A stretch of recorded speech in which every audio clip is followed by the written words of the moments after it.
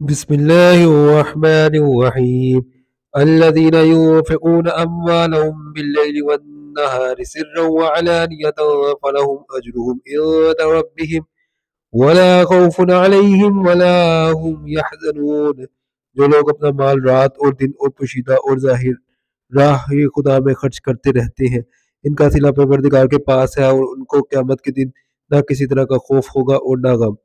الذين يأكلون الربا لا يقومون إلا كما يقوم الذي يتخبطه الشيطان من المس، ذلك بأنهم قالوا إنما البيع مثل الربا وأحل الله البيع وحرم الربا، فمن جاءه موعظة من ربه فانتهى فله ما سلف وأمره إلى الله ومن عاد فأولئك أصحاب النار هم فيها خالدون۔ جو لوگ سود کھاتے ہیں وہ قبروں سے اس طرح خواص باختہ اٹھیں گے جیسے کسی کو جن نے لپٹ کر دیوانہ بنا دیا ہو، یہ اس لیے کہ وہ کہتے ہیں کہ سودا بیچنا بھی تو نفع کے لحاظ سے ویسا ہی ہے جیسے سود دینا، حالانکہ سودے کو خدا نے حلال کیا ہے اور سود کو حرام۔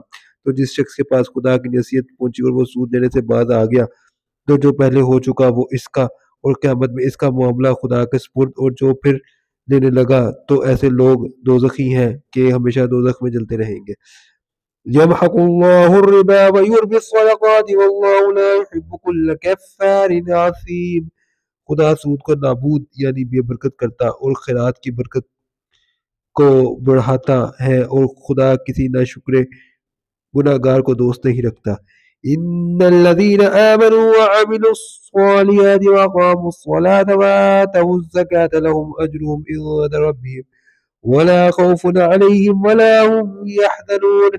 جو لوگ ایمان لائے اور نیک عمل کرتے اور نماز پڑھتے اور زکوٰۃ دیتے رہے، اور ان کو ان کے نیک کاموں کا صلہ خدا کے ہاں ملے گا، اور قیامت کے دن ان کو نہ کچھ خوف ہوا اور نہ وہ غمناک ہوں گے۔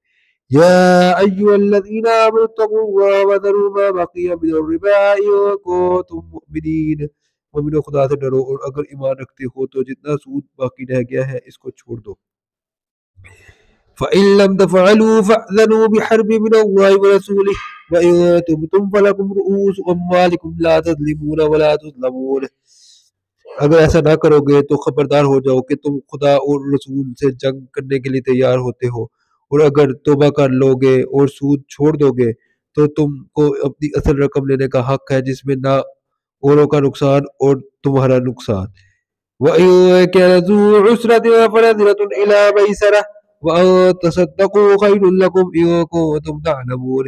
اور اگر قرض لینے والا تنگ دست ہو تو اسے کشائش کے حاصل ہونے تک مہلت دو، اور اگر زر قرض بخشی دو تو تمہارے لیے زیادہ اچھا ہے، بشرطے کہ سمجھو۔ وَاتَّقُوا يَوْمًا تُرْجَعُونَ فِيهِ إِلَى اللَّهِ ثُمَّ تُوَفَّىٰ كُلُّ نَفْسٍ مَّا كَسَبَتْ وَهُمْ لَا يُظْلَمُونَ۔ اور اس دن سے ڈرو جب کہ تم خدا کے حضور میں لوٹ کر جاؤ گے، اور ہر شخص اپنے اعمال کا پورا پورا بدلہ پائے گا، اور کسی کا کچھ نقصان نہ ہوگا۔